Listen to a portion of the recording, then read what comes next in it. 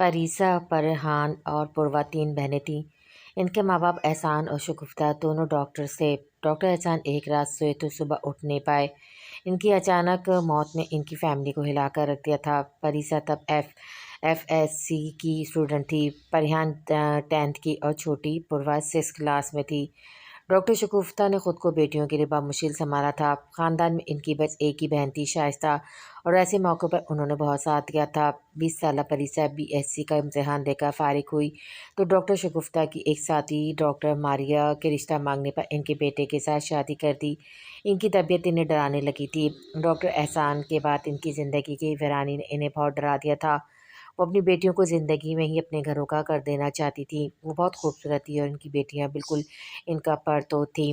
شفاف گلابی سے رنگت اور شہد رنگ آنکھیں اور بال، وہ سب دیکھنے والوں کی توجہ کھینچ لیتی تھیں۔ فرحان جب کالج گئی، اس کی خالہ شائستہ کے سسرالی رشتہ داروں سے اس کا رشتہ آ گیا تھا۔ لڑکا اچھا تھا، گھرانہ بھی بہت سلجھا ہوا تھا۔ لڑکا یونیورسٹی اسٹوڈنٹ تھا۔ مسز شگفتہ نے کچھ سوچ بچار کے بعد فرحان کی منگنی کر دی۔ پریسا کی طرح فرحان نے بھی نہ کوئی اعتراض کیا، نہ ہی لڑکے کو دیکھنے پرکھنے کا مطالبہ کیا تھا۔ اس کی انگیجمنٹ کے 3 ماہ بعد کسی آپریشن کے دوران ذرا سی غلطی پر پیشنٹ کی طبیعت بگڑ جانے پر شدید ٹینشن کا شکار ہوتی۔ ڈاکٹر شگفتہ کا BP شوٹ کر گیا۔ پیشنٹ کو تو ڈاکٹر نے سنبھال لیا تھا، مگر پہلے سے کمزور دل ڈاکٹر شگفتہ زندگی سے ہار بیٹھی تھیں۔ ان کی موت پر فرحان اور پوروا کے سر پر تو قیامت سی گزری تھی۔ پریسا اپنے ہسبینڈ کے ساتھ کینیڈا ہوتی تھی۔ وہ ماں کی موت پر آئی تھی، مگر وہ بہنوں کے لیے پریشان حال تھی۔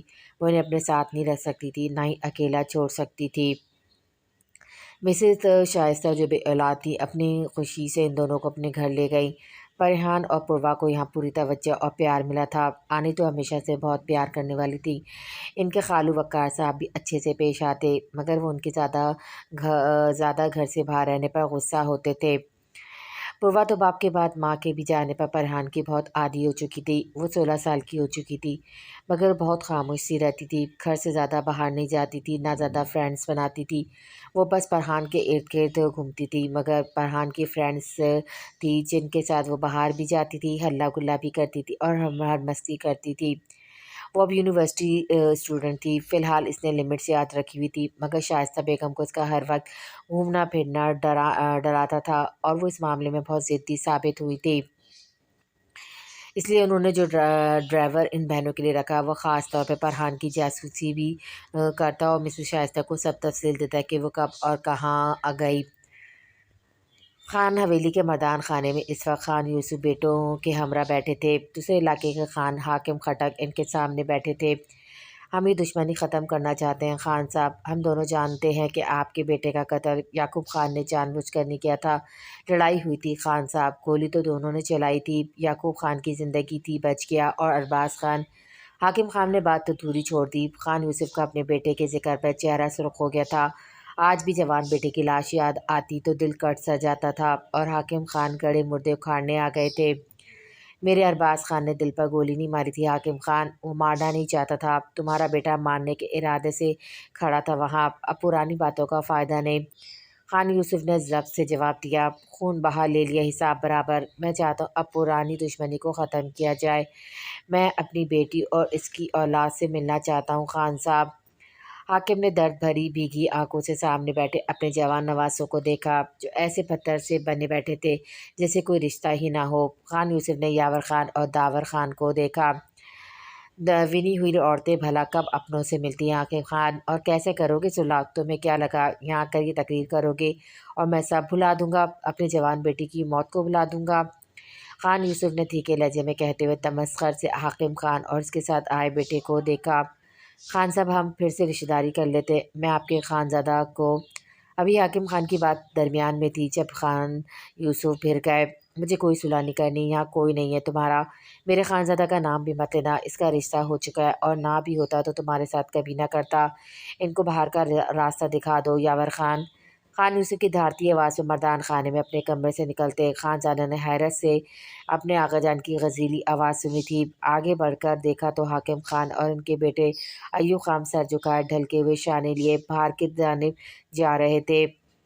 جب یاور خان تیزی سے ان کے پیچھے گیا، کیوں آئے آپ لوگ یہاں؟ اندازہ بھی ہے آپ لوگوں کو کہ اب اس بات پر ہماری مورے کی کتنے دن عذاب میں گزریں گے؟ دوبارہ مت آئیے گا۔ یاور خان کی بھیگی آواز پر خانزادہ لب بھیجے زنان خانے کی طرف بڑھ گیا۔ آغا جان اپنے باپ سے اسی بات پر گلا رہتا تھا اسے، مگر اس معاملے میں اس کی کبھی نہیں سنی گئی تھی۔ زنان خانے میں سامنے ہی رات کا کھانا تیار کرواتی گل جان بی بی براؤن چادر اڑے کھڑی تھی، چہرہ بھی چادر میں بالکل چھپا ہوا تھا۔ وہ انہیں دیکھتا رہا۔ خانزادہ کیا بات ہے، کچھ چاہیے تھا؟ خانی بیگم کی آواز پر وہ چونک کر انہیں دیکھنے لگا۔ مہنگا بھاری لباس اور زیور سے لدی جوان اور خوشباش خانی بیگم کے حلیے اور گل جان کے حلیے میں زمین آسمان کا فرق تھا۔ اس کا دل فریب ہونے لگا۔ مجھے بھوک لگ رہی تھی مورے، وہ دھیمے لہجے میں بولتا ایک بار پھر گل جان بی بی کو دیکھنے لگا جو اس کی بات پر تیزی سے برتن اٹھانے لگی تھی۔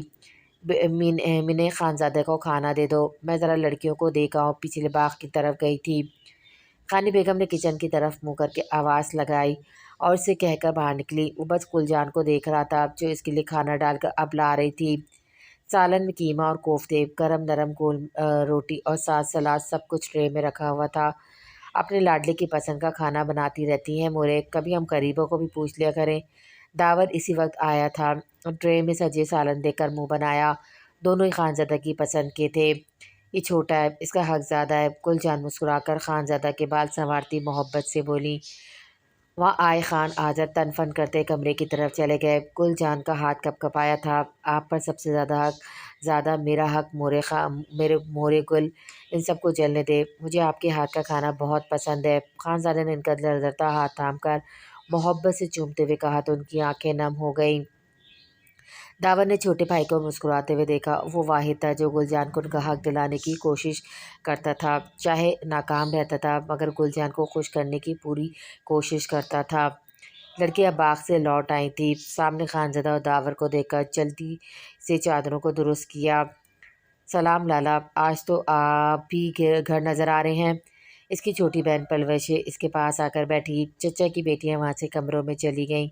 جی ہاں، آج جلدی آ گیا، آپ جا سکتے ہیں اپنی بیگم کے پاس لالا، وہ بہن کو جواب دے کر شرارت سے بولا تو اپنی بیوی کو کمرے کی طرف جاتا دیکھ کر داور نے چونک کر اسے دیکھا اور شرمندہ ہوا۔ جانتا ہوں تم باپ مت بنا کرو، ہر جگہ نظر گھومتی ہے تمہاری۔ وہ اسے گھور کر وہاں سے اپنے کمرے کی طرف چلا گیا۔ وہ دونوں بہن بھائی ہنس پڑے۔ لالا میرا ایڈمیشن کروا دینا یونیورسٹی میں، اور زرشے کا بھی، وہ بھی پڑھنا چاہتی ہے، پلیز آغا جان سے بات کریں نا، وہ منت بھرے لہجے میں بولی اور تو آخری نوالا لے کر اسے ٹیشو ہاتھ صاف کرتے ہوئے سر ہلایا۔ پلوشے نے جلدی سے پانی کا گلاس بھر کر اسے تھمایا تو اس سے نفی میں سر ہلایا۔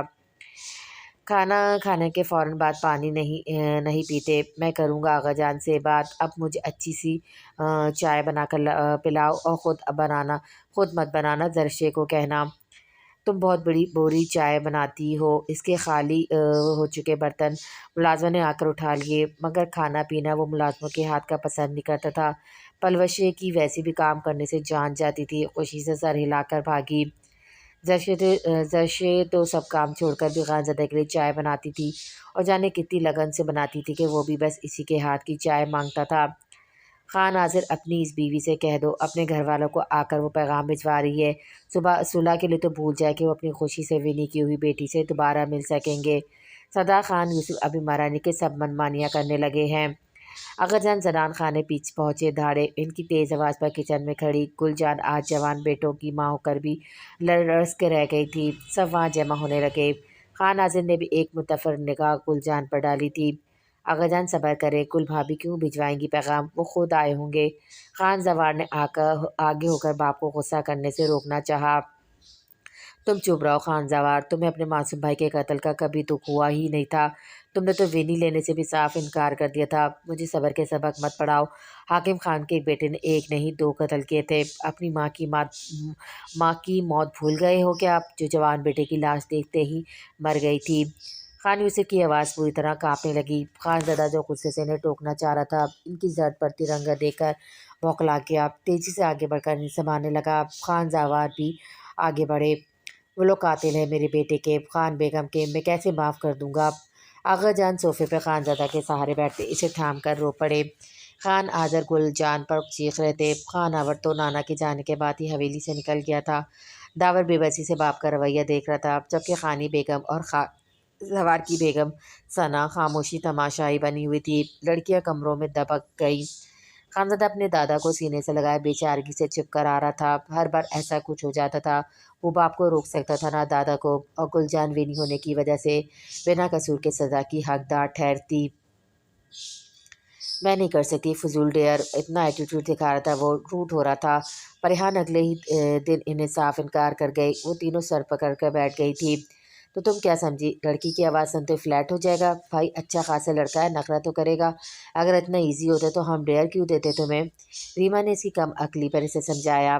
آج کل وہ اپنے ایگزامس کو لے کر بزی ہے، شاید اس لیے تھوڑا ڈسٹرب ہوگا، مگر محنت جاری رکھو، یاد رکھو تم نے پیسے ہی تو لینے ہیں۔ منال نے اسے دوبارہ سے ہمت دلائی۔ فرحان کا سخت موڈ آف ہوا۔ وہ کیسے نے تفصیل سے بتائے کیسے اس لڑکے نے معافی تک منگوا لی۔ یہ بات خود اس کے لیے شرمندگی کا باعث تھی، جبھی چھپا گئی۔ منال اگر کبھی وہ اسی بات کو لے کر مجھ سے فری ہوا تو میں اس سے فیس ٹو فیس کبھی ملی تو اس سے کہنا انجان بن کر رہے تو بہتر ہے۔ وہ پاگل لڑکی سمجھ رہی تھی ایسا کہہ دینا کافی ہوتا ہے۔ اسے لگتا تھا ایک لڑکا سامنا ہونے پر ان باتوں کا حوالہ نہیں دے گا، پیسوں کا ذکر نہیں کرے گا۔ بے وقوف تھی وہ۔ ڈونٹ وری، وہ تم مجھ پر چھوڑ دو، انفیکٹ میں نے سوچ لیا ہے ہم سب مل کر اس کے پاس جائیں گے اور پیسے لوٹا دیں گے، ڈیئر بھی ڈن بیڈ بھی۔ اس کے بعد کبھی اس سے مت ملنا، یہ ضروری بھی نہیں۔ منال نے اسے تسلی دی تو وہ کافی حد تک ریلیکس ہوئی۔ یہ اچھی بات تھی، یار میرے دادا جان اس بار چاہتے ہیں میں چھٹیاں ان کے پاس گزاروں، بالکل دل نہیں کر رہا میرا وہاں جانے کو۔ مرحا منہ بناتی اپنا مسئلہ لے آئی۔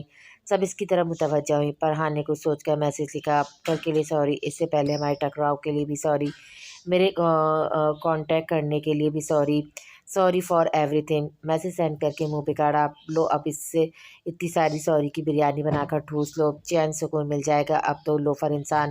وہ میسج بھیجتے غصے سے بڑبڑانے لگی۔ جواب نہیں آیا تھا، شاید وہ دیکھ نہیں پایا تھا یا پھر اگنور کر رہا تھا۔ وہ سارا دن میسج بار بار چیک کرتی رہی مگر نو رسپانس۔ شام کے وقت جب وہ گھر پہنچی تو ایک میسج آیا تھا، اٹس اوکے، بس اتنا ہی۔ وہ حیران ہوئی اور غصہ بھی۔ ریما کو کال ملا لی۔ آخر بات کیسے شروع کروں؟ کیا بس پیسے مانگ لوں ڈائریکٹ؟ کیا عذاب ہے ریم؟ وہ چڑ گئی۔ کم آن، ان سے کہہ دو اکیلی گھر پر ہوں، ڈر لگ رہا ہے، پلیز تھوڑی دیر بات کریں، مجھے لگتا ہے میرے گھر کوئی گھسنے کی کوشش کر رہا ہے۔ یہ ایسی بات ہے کہ وہ فوراً متوجہ ہوگا اور نخرہ بھول جائے گا۔ ریما کے مشورے پر وہ چکرا گئی، مگر کال اٹینڈ کرتے اس نے یہی سب میسج لے کر بھیج دیا۔ آنے کے ساتھ باتیں کرنے لگی۔ پوروا کوچنگ سینٹر گئی ہوئی تھی، چائے پینے کے دوران اسے کال آ گئی۔ وہ نمبر دیکھ کر اس کا دل دھڑک اٹھا۔ جھوٹ بولنا پھر جھوٹ کو سنبھالنا کتنا مشکل تھا، یہ کوئی اس وقت فرحان سے پوچھتا۔ اس نے کال اٹینڈ کی۔ مس پریحان، کیا آپ ٹھیک ہیں؟ آپ کو اگر کوئی خوف ہے تو آپ اپنی فیملی کو بتائیں، گھر کے کسی مرد کو بتائیں، میں کیا کر سکتا ہوں؟ وہ کال اٹینڈ ہوتے ہی بولا۔ اکتایا ہوا لہجہ آج قدرے فکر مندی میں ڈوبا ہوا تھا۔ وہ اتنی جلدی چال میں پھنس گیا، اسے یقین نہیں آ رہا تھا۔ جلدی سے اٹھ کر کمرے میں پہنچی تھی۔ میرے پیرنٹس نہیں ہیں، چھوٹی بہن ہے، وہ اس وقت کوچنگ گئی ہے، کیسے بتاؤں؟ کسی انجان سے بات کرنے، جھوٹ بولنے اور پکڑے جانے کا خوف اسے گھبراہٹ میں مبتلا کر گیا۔ اس کی آواز میں بے ساختہ کپکپاہٹ پیدا ہوئی اور لڑکھڑاتے جملے باور کروانے لگے، جیسے وہ واقعی ڈر رہی ہو۔ کال پر موجود انسان اس پر یقین کرنے پر مجبور ہوا تھا۔ آپ کہاں رہتی ہیں؟ کیا میں کوئی سیکیورٹی کا انتظام کر دوں؟ کہیں تو میں آ جاؤں؟ وہ پورا جال میں پھنس گیا تھا۔ پریحان کو شدید شرمندگی ہوئی۔ اچھا انسان تھا، فکر مند ہو گیا تھا اور وہ ڈرامہ کر رہی تھی، دھوکہ دے رہی تھی۔ ایپل کو جی چاہا کال کاٹ دے، معذرت کر لے اور یہ جھوٹ یہیں ختم کر دے، مگر وہ نہیں رکی۔ نہیں آپ نہیں آئے، میں سب کو یہاں لوگوں کو کیا جواب دوں گی کہ کون ہیں آپ؟ وہ واقعی گڑبڑا گئی تھی، ہاتھ کی مٹھی بنائے منہ پر رکھ گئی۔ ضمیر اس کے دھوکے پر لان تان کرنے لگا۔ فکر مت کریں، میں کال پر ہوں، کچھ ان ایزی فیل کرے تو بتائیے، میں پولیس کو بھیج سکتا ہوں۔ اسے تسلی دی اور پریحان کے پاس کوئی جواب نہیں تھا۔ خاموش رہی اور وہ بھی خاموش ہو گیا۔ تو کیا وہ واقعی بس کال پر ہے، سہارا دینے کے لیے تاکہ وہ ڈرے نہیں؟ کتنی دیر گزر گئی، وہ کچھ نہیں بولا مگر کال چلتی رہی تھی۔ سنیں، آپ بیزی تو نہیں ہیں؟ آخر پریحان کو عجیب سا محسوس ہوا تو پوچھ بیٹھی۔ I am but it's okay, وہ مصروف سے انداز سے بولا اور پھر سے خاموشی کا وقفہ طویل ہونے لگا۔ پریحان کو بے چینی محسوس ہونے لگی۔ کوئی انسان کسی انجان کے لیے اتنی پرواہ کیسے ظاہر کر سکتا ہے؟ وہ بظاہر شوق اور فلرٹی سا لڑکا اتنا کیئرنگ تھا، نہ وہ وقت پاس کر رہا تھا نہ اسٹریٹ ہو رہا تھا، مگر وہ ایک لڑکی کی مجبوری میں اس کا ساتھ دے رہا تھا، ایک قابل عزت انسان کی طرح۔ اوکے تھینکس، اب کوئی مسئلہ نہیں، میری بہن آ گئی ہے اور انکل بھی۔ वक़ार साहब वो पूर्वा के आने पर वो बेसख्त से कह गई। ऐसे इंसान को डेयर के तौर पर भी धोखा देना बुरा लग रहा था। टेक केयर, वो दो लफ्ज़ कहकर कॉल कट किया। परिहान कितनी देर हाथ में मोबाइल लिए बैठी रह गई। अपिया परवा इसके पास पहुंचकर पुकार रही थी। वो चौंकी और मुस्कुरा कर इसे बैग लिया। मेला पाला टूटी उलाट से पुरवा के काल चुमती जा रही थी। पुरवा ने मुश्किल से जान छुड़ाई। आप जानती है मैं नेक्स्ट ईयर कॉलेज गर्ल बन जाऊंगी, मुझे बेबी जैसा ट्रीट करना छोड़ दें। वो अपनी पोनी झलाकर बोलती नाक चढ़ा रही थी। परिहान ने इसे देखकर खिलखिलाई। वो वाकई बड़ी हो रही थी, मगर परिहान को अब भी बच्ची लगती थी। वो बड़ी बहन से ज़्यादा माँ थी पुरवा के लिए, और माँओं के लिए बच्चे कभी बड़े नहीं होते। अगले ही कुछ लम्हात में वो सब भुलाए पुरवा के लिए सैंडविच और चाय लेकर इसके पास बैठी थी। और कुछ वक्त पहले अपनी बहन को अपने बड़े हो जाने की इत्तला देने वाली पुरवा किसी बच्चे की तरह पोनी झलाकर चमकती आंखों से पूरे दिन की रवादार सुना रही थी। खान हवेली में हाकिम खान की आमद के बाद फिर से फ़िज़ा में सौगारी सी रच बस गई थी। आज तीसरा दिन था। आगा जान की तबीयत ख़राब थी, गुम-सुम से हो रहे थे। गुलजान को बात बात पर तंज और नफ़रत भरे जुमले सुनने को मिल रहे थे। दावर और यावर कमज़ोर ढाल बने माँ को बचाने की कोशिश में हर बात बदल देते या माँ को साइड पर कर देते थे। एक लंबे अरसे के बाद जवान दो बेटों की माँ होने का एक फ़ायदा ये हुआ था कि अब खानी बेगम इन्हें नज़रअंदाज करती थी, न दोस्ती पाली थी, न नफ़रत कायम रखी। मगर खान यूसुफ और खान आज़र भी आज भी इन पर चीखते थे। ऐसे में खानज़ादा था जिसने हमेशा की तरह इस माहौल का ज़्यादा असर लिया था। इस वक्त भी दिल गिरफ्ता सा आगा जान के सराहने बैठा था। मेरे रिश्ते की बात हाकिम खान को टालने के लिए कही थी या ये सच है? वो आगा जान के ज़रा संभलते माथे पर बल डाले सवाल कर रहा था। वो मुस्कुराए। सच है, और तुम्हारे लिए कोई ऐसी वैसी लड़की नहीं चुनी? ख़ानदानी और मुझसे कब पूछने वाले थे, या फिर बस मुझे निकाह के वक्त इत्तला दी जाती? इसने इनकी बात दरमियान में ही टोक दी। दावर और यावर ने परेशानी से सिर भड़कते देखा। इसी में ही हिम्मत थी खान यूसुफ की बात काटने की। वक्त आने पर पूछ भी लेता, बता भी देता, जैसे इन दो की ख़ानदानी और अच्छी बीवियाँ आई हैं। मैंने तब फैसला तभी कर लिया था जब खान यूसुफ ने वो हरकत करके इलाके में हमारी नाक कटवा दी। खैर, मुझे यकीन है तुम्हें मेरे फैसले से एतराज़ नहीं होगा। वो मूसा का जिक्र करते सर झटक गए और मुस्कुराकर अपनी बात मुकम्मल की। मूसा ने जो भी किया मेरा इससे कोई लेना देना नहीं आगा जान। मैं आपके फ़ैसले को तब मानूंगा अगर मेरा दिल राज़ी हुआ तो, मेरे साथ ज़बरदस्ती का सोचेगा भी नहीं। वो उनकी दवाओं का जायज़ा लेने के बहाने नज़रें चुराता तो टोक लहजे में बोला। खान यूसुफ ने बेचारगी से इसे देखा। यार, तुम्हारा दिल राज़ी हो जाएगा, तुम मिले ही कहाँ हो लड़की से अभी, बल्कि आगा जान इसकी शादी कर ही दें आप। दावर ने शरारत से बोलते हुए बात को संजीदगी में जाने से रोका था। आगा जान तो इसकी शादी की बात पर ही पुरजोश हो गए। जी हाँ, इस घर में कोई रौनक हो, मूसा भी शायद लौट आए इस बहाने। यावर की बात पर आगा जान ने अफसरदगी से सर इस बात में हिलाया। मूसा को बुलाने के लिए ज़रूरी है कि इसका पता हो वो कहाँ है। मुझे बिना सोचे समझे शादी नहीं करनी। वो उनकी खुशियों पर आराम से पानी फेरता बोला। खान जवार की तरह शहरी और पढ़ी लिखी लड़की लाना चाहते हो, या फिर मूसा की तरह मर्जी करने की चाह में नादानी करके सारी उम्र के लिए मुँह छुपाना चाहते हो? याद रखना खानज़दा, तुम मेरी सरदारी और इस हवेली के वारिस हो। तुम्हारी हर गलती सर आँखों पर, लेकिन अपने आगा जान को मायूस मत करना। मैं तुम्हारी ज़िंदगी की बर्बादी नहीं देख सकूँगा। खान यूसुफ तड़पते लहजे में बोलते जज्बाती वार करने लगे। खानज़दा झंझला गया। इस वक्त वो आगाजान और खानज़दा की बहस को मुस्कुराकर एंजॉय करते। बड़े भाइयों के सामने इनकार नहीं कर सकता था। वो जानता था इनकार की सूरत में आगाजान इसकी बरतरी जाहिर करेंगे और ये बात इन दोनों को हर्ट करेगी। खान यूसुफ के तीन बेटे थे। बड़े खान यासिर की एक बार लड़ाई हाकिम खान के बेटे अय्यूब के साथ हुई। दोनों जवान थे। तैश में आके एक दूसरे पे गोली चलाई। अय्यूब खान का निशाना दिल पर लगा, जबकि खान यासिर का निशाना चौक गया था। जवान कत्ल हो गया, जरगा बिठाया गया और खून के बदले विनी में हाकिम खान की छोटी बेटी गुलजान मांग ली गई। खान जवार ने वनी लड़की के साथ निकाह करने से साफ इनकार कर दिया था, क्योंकि वो जिस लड़की से शादी करना चाहते थे वो शहरी लड़की इन रस्म व रिवाज को नहीं मानती थी। वो खान जवार के साथ दूसरी शादी कभी ना करती। मजबूरन खान आज़र के निकाह में गुलजान आई थी। कुछ ही वक्त जवार की शादी सना बेगम से, जबकि खान आज़र की शादी खान यूसुफ की अपनी भतीजी खानी बेगम से हो गई। खान जवार की पहली बेटी हुई थी। खानी बेगम के यहाँ भी पहली बेटी हुई, जबकि गुलजान ने पहला बेटा पैदा किया। खान यावर और एक ही साल बाद दूसरा बेटा खान दावर पैदा हुआ। آغا جان کو وارث مل گیا تھا، مگر ونی کے بیٹوں کو وارث کے طور پر قبول کرنا ان کے لیے مشکل ہو رہا تھا، اور پھر کئی منتوں اور مرادوں سے ثنا بیگم اور خانی بیگم کے یہاں ایک ساتھ بیٹے ہوئے تھے۔ موسیٰ اور خانزادہ میں چند ماہ کا فرق تھا۔ موسیٰ بڑا تھا۔ آغا جان کو اپنی بھتیجی خانی بیگم کا بیٹا خانزادہ شروع سے عزیز رہا تھا۔ ایسا نہیں تھا کہ وہ فرق کرتے تھے یا باقی سب کو پیار نہیں کرتے تھے، مگر ہمیشہ سے خانزادہ کا جو مقام ان کے دل میں تھا وہ کسی کا نہیں ہو سکا۔ اس بات کا اظہار وہ اکثر سرعام کر جاتے اور کسی کو برا نہیں لگتا تھا، مگر خود خانزادہ کو یہ بات پریشان کرتی تھی، اور لڑکے ہونے کے باوجود خان یوسف ہر خواہش، ہر حسرت اسی کے وجود سے پوری کرتے تھے، جس کی وجہ سے وہ بھی کرنا پڑ جاتا جو وہ نہیں چاہتا تھا۔ اس وقت وہ موسیٰ کے ذکر پر اٹھ کر کمرے میں آ گیا۔ آغا جان نے تعصب سے جاتے دیکھا۔ سب حویلی والے ان دونوں کی دوستی اور موسیٰ کی حویلی چھوڑ کر جانے کے بعد خانزادہ کی اداسی کے بارے میں جانتے تھے۔ خود وہ لوگ بھی کہاں خوش تھے۔ موسیٰ کا اچانک غائب ہو جانا سب کے لیے تکلیف اور پریشانی کا باعث تھا۔ یاور آغا جان سے نئی فصل کا حساب کتاب ڈسکس کرنے لگا۔ داور وہیں خاموش بیٹھا تھا۔ اپنے کمرے میں آ کر خانزادہ نے سائڈ ٹیبل پر پڑی تصویر اٹھا کر دیکھی تو شوخ شرارتی مسکراہٹ لیے اونچے لمبے پٹھان لڑکے ایک دوسرے کے کندھے پر ہاتھ رکھے کھڑے تھے۔ آنکھوں کا رنگ ایک جیسا نیل کو مائل تھا، مگر نقوش الگ تھے۔ موسیٰ لوٹ آؤ اب تو، کیا 3 سال کم ہے سنبھلنے کے لیے؟ وہ تصویر میں اپنے ساتھ کھڑے لڑکے سے مخاطب ہوا۔ آنکھوں میں نمی بھر آئی۔ 3 سال پہلے اپنی جنونی اور شدت بھری محبت کی وجہ سے وہ اپنی زندگی کی رونق چھین چکا تھا۔ پھر جب بے سکونی نے کہیں ٹکنے نہیں دیا تو سکون کی طلب میں اپنی یادوں سے پیچھا چھڑوا کر وہ حویلی چھوڑ کر کہاں گیا کوئی نہیں جانتا تھا۔ عیسیٰ لیپ ٹاپ کی اسکرین پر نظریں گاڑے مصروف بیٹھا، انگلیاں تیزی سے کی بورڈ پر بنا رکے چل رہی تھی۔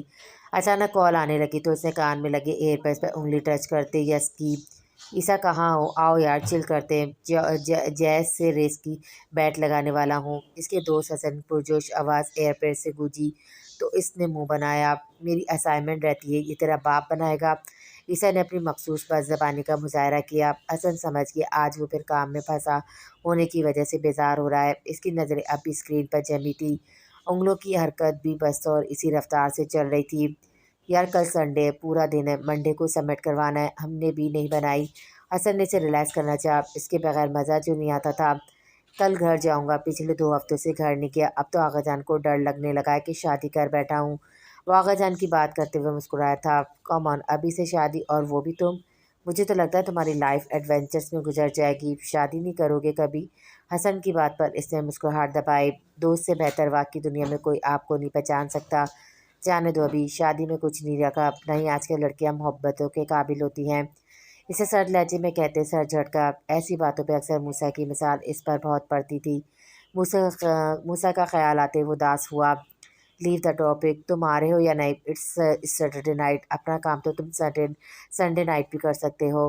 حسن ہر حال میں اسے منانے کی کوشش میں تھا۔ یار تم لوگ جان چھوڑو میری، کچھ خود بھی کر لیا کرو، مجھ سے تو ایک بار مقابلہ کرتے ہوئے تم جیت گئے تھے، خود کرو اس بار بھی۔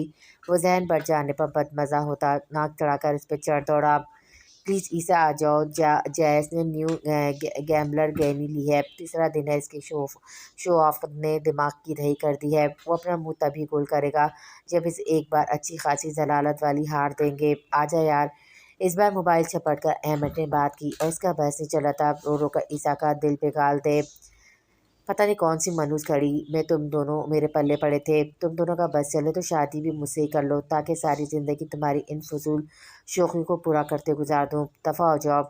وہ چیخ کر بولتا لیپ ٹاپ ایک طرف پھینک چکا تھا۔ وہ دونوں ہنسنے لگے، جانتے تھے اب چاہے وہ گالیاں دے یا مارے مگر آئے گا ضرور۔ جیز سے خود اسے بھی خاص پرخاش تھی۔ وہ کال کاٹ کر بکھرے بالوں میں انگلیاں چلاتا بیچارے کی لیپ ٹاپ کو دیکھنے لگا۔ جس توجہ سے وہ کام کر رہا تھا یقیناً 1-2 گھنٹوں میں پورا ہو جاتا اور وہ آرام سے کل چلا جاتا گھر، مگر ان دونوں نے ساری توجہ کا بیڑا غرق کر دیا تھا۔ دانت کچکچا کر اٹھا، رف سا ٹراؤزر شرٹ میں جا سکتا تھا تو چلا جاتا، لیکن وہ عیسیٰ خان تھا، سج دھج کر ہی باہر نکلتا تھا۔ اگلے آدھے گھنٹے میں وہ شاور لے کر مکمل تیار اپنی سلور گرل بوکاٹی میں حسن کی بھیجی لوکیشن کی طرح روانہ ہو چکا تھا۔ اسے دیکھ کر جیز گردن اکڑائے اپنی لیمبرگینی سے نکلا تو عیسیٰ کے لبوں پر اس کی same silver grey colour sport car دیکھ کر تمسخر بھری مسکراہٹ ابھری۔ ابھی کلر اسکیم سے کیا بنتا ہے، بوکاٹی کا کائرن لینی تھی نا، یہ تو پاگل پن ہے۔ لیمبرگینی اور بوکاٹی کا کیا مقابلہ، رزلٹ بنا ریس کیے سب جانتے ہیں۔ عیسیٰ کی ہنستی آواز پہ جاز نے دانت پیس کر حسن کو دیکھا، جو ایک لیمبرگینی کے مقابلے میں دنیا کی سب سے تیز رفتار گاڑی لانا چاہ رہا تھا۔ وہاں کھڑے سب لوگ ہی جانتے تھے بوکاٹی کا مقابلہ لیمبرگینی نہیں کر پائے گی، جب ڈرائیور بھی عیسیٰ جیسا ہو اور وہ پیچھے بھی نہیں جا سکتا تھا۔ عیسیٰ سینے پہ بازو لپٹے مسکرا کر اسے دیکھ رہا تھا، پھر آگے بڑھ کر اس کے قریب رکا، اس کی کار کو جھک کر دیکھنے لگا۔ ایک چانس دیتا ہوں، عزت سے بغیر مقابلے کیے نکل جاؤ، بس ان بد دماغ دوستوں کے سامنے مت آنا۔ اگر آج یہاں ریس ہوئی تو کہیں عزت نہیں رہے گی تمہاری اس مہنگی گاڑی کی۔ گاڑی کا جائزہ لیتے ہوئے جاز کے پاس جھک کر عیسیٰ نے کہا تو وہ لب پیچھے پیچھے ہو گیا۔ اگلے کچھ منٹ میں اپنے دوستوں سمیت وہاں سے جا چکا تھا۔ احمد اور حسن کا منہ بن گیا تھا، بزدلوں کی طرح بنا ریس کیے بھیج دیا ان کو۔ احمد کی باتوں میں کندھے اچکاتا اپنی گاڑی کی طرف بڑھا، پھر رک کر انہیں دیکھا۔ کام کر رہا تھا، فارغ نہیں ہو کہ آتے جاتے چیزوں کے سامنے اپنا آپ ثابت کرتا پھروں۔ تمہارے کہنے پر آگے اتنا بہت ہے، میدان خالی چھوڑ کر جانے والا بزدل ہوتا ہے، اور میں کھڑا ہوں، گیا تو وہ ہے۔ ان دونوں کو گھور کر کہا اور زن سے گاڑی بھگا کے لے گیا۔ اگر اس کا دل نہیں تھا ریس کا تو نہیں کی، چاہے یہ بات بتانے کے لیے اسے بذات خود چل کر آنا پڑا۔ وہ سر پھرا آیا اور چلا بھی گیا۔ پہلے روز کی اس لمبی کال کے بعد جیسے فرحان کے لیے گولڈن ڈور کھل گیا تھا۔ وہ وقتاً فوقتاً دوستوں کے سمجھائے جھوٹ اور بناوٹی مجبوریوں کو پیش کرتی اس سے اکثر بات کرنے لگی۔ حیرت کی بات یہ تھی کہ سن بھی لیتا تھا اور ایسا لگتا جسے توجہ سے سنتا ہے، مگر جواب اتنا مختصر جیسے بیزار ہو رہا ہو۔ پر ریحان کو کئی بار غصہ آنے لگتا، وہ صحیح سے جواب کیوں نہیں دیتا، اس کا رسپانس اتنا ٹھنڈا کیوں تھا، اور وہ سمجھ نہیں پا رہی تھی کہ اب تک بات کرنے کے بعد وہ اس سے اس قابل سمجھے گا کہ پیسے دے یا نہیں۔ یار ہان، کہاں تک پہنچا کام، ڈیئر کر بھی پاؤ گی یا نہیں، زندگی میں ایک بار کر جاؤ۔ منال کو شاید جلدی تھی، پر ریحان کی خاموشی سے تنگ آ کر جھنجھلا کر بول رہی تھی، میں کیا کروں، اتنا کول سا لگتا ہے کبھی کبھی، پتہ نہیں پیسے مانگنے پر مجھے فراڈ نہ سمجھ لے۔ وہ منہ اتار کر بولی، دھوکہ دیتی ہان کو اپنا آپ فراڈ نہیں کہلوانا تھا۔ وہ دنیا کا عجوبہ لگی تھی دوستوں کو، فراڈ ہی تو کر رہے تھے وہ لوگ۔ وہ اب بھی اٹینشن سیکر سمجھ لے گا، اگر زیادہ عرصہ اسی طرح اپنی نادیدہ مجبوری کا رونا روتی رہی تو اچھا گیم ختم کرو، وہ حقیقت جان جائے گا پیسہ واپس ہونے پر۔ مرحا نے اسے یاد دلائے وہ کیوں بات کریے، پر ریحان بھوکلا گئی۔ یہ بات تو وہ بھول ہی چکی تھی کہ پیسہ واپس کرتے ہوئے سچ کھل جانا تھا کہ یہ سب ڈیر تھا اور کچھ نہیں، اور سچ جان کر وہ اچھا انسان اسے کیا سمجھے گا، اسے سوچ کر ہی شرمندگی ہوئی۔ اس لیے بہتر ہے زیادہ لمبا ڈرامہ نہ کروں، کم سے کم جھوٹ ہو تاکہ سچائی کھلنے پر شرمندگی نہ ہو۔ ہمارا مقصد پیسہ لے کر غائب ہونا نہیں ہے، بیٹ پوری ہوگی تو اس کو پیسے واپس دیا جائے گا۔ ریما اور منال کی آواز پر وہ چونکی، ان کے جملے سن کر سر پہ ہاتھ مارا۔ یہ کیا کر بیٹھی تھی، اسے اپنی باتیں ساری یاد آنے لگی۔ مجھ سے ایک پرومس کریں، کبھی حقیقت میں نہیں ملنے کا کہیں گے اور نہ ہم ملیں گے، اگر کبھی سامنا ہوا تو آپ اجنبی بن کر گزر جانا۔ فرحان نے اسے ایک بار ہدایت دی تھی جسے اس نے ہمیشہ کی طرح میسج دیکھتے بس اوکے کہا تھا۔ میں شرمندہ نہیں ہونا چاہتی، میں آپ کو سب بتا دیتی ہوں، سامنا ہونے پر آپ نے کبھی ترس کھایا تو مجھے دکھ ہوگا، بہتر ہے اجنبی بن جائیں۔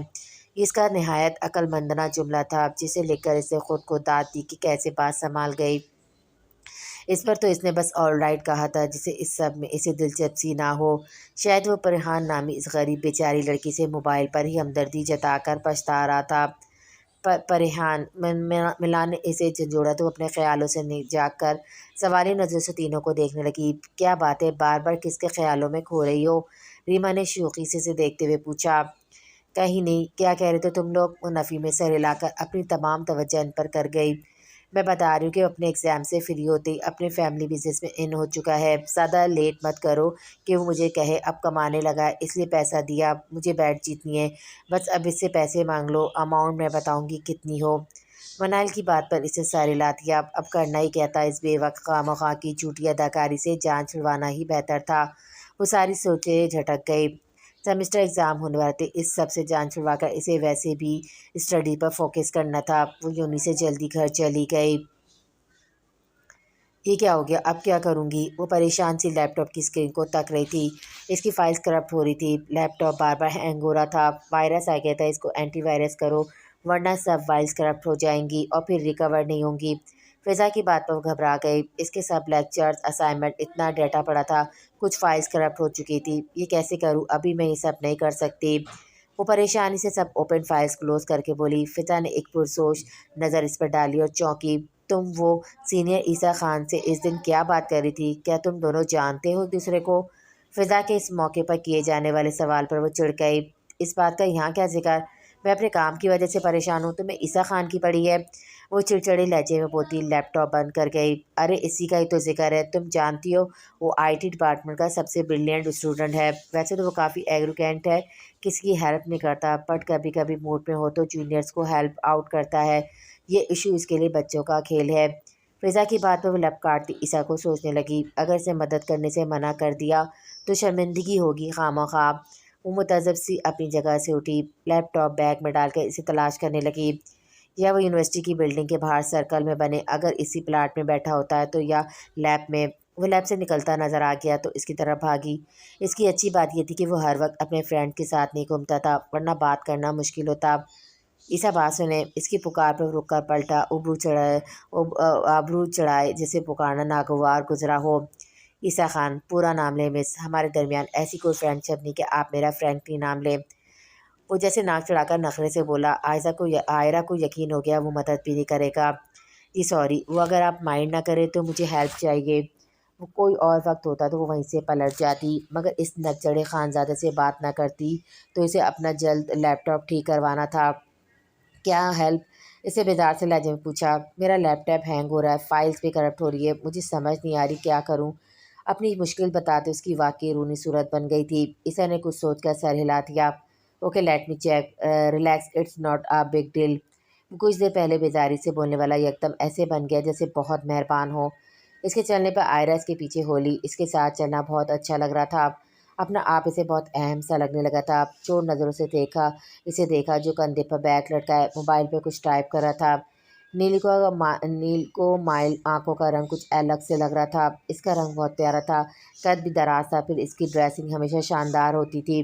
آئرہ کو ڈھونڈنے سے بھی کوئی خامی نظر نہیں آئی تھی اس میں۔ ایک جگہ رک کر اس کی طرف یکدم پلٹا تو وہ گڑبڑا گئی۔ بچپن سے سنتے آئے نیچے دیکھ کر چلنا چاہیے، کیا تم اپنی نظر کو قابو میں رکھ کر نہیں چل سکتی؟ اب اپنا لیپ ٹاپ دو مجھے، اس نے ایک نظر آئرہ کے چہرے پر ڈالتے ہوئے جتا کر کہا تو وہ بری طرح شرمندہ ہو گئی۔ وہ نہایت بے شرم و بدلحاظ تھا۔ آئرہ نے چرچری لیتے ہوئے لیپ ٹاپ بیگ سے نکال کر اس کے سامنے کیا۔ عیسیٰ نے وہیں گراسی پلاٹ پر بیٹھتے ہوئے تیزی سے ہاتھ چلاتے کچھ ہی وقت بعد سب کو ٹھیک کر کے لیپ ٹاپ اس کے سامنے کیا۔ وہ جو منہ سے اسے تک رہی تھی، حیرت سے اسکرین کو دیکھا۔ اٹس ڈن، وائرس تھا جس کی وجہ سے سب کرپٹ ہو رہا تھا۔ ان نون ڈیوائس کنیکٹ نہیں کرنی چاہیے۔ Take care of your thing. میں ہر وقت موڈ میں نہیں ہوتا کہ ہیلپ کروں۔ وہ مدد کر کے بھی بے مروتی ضائع کر چکا تھا۔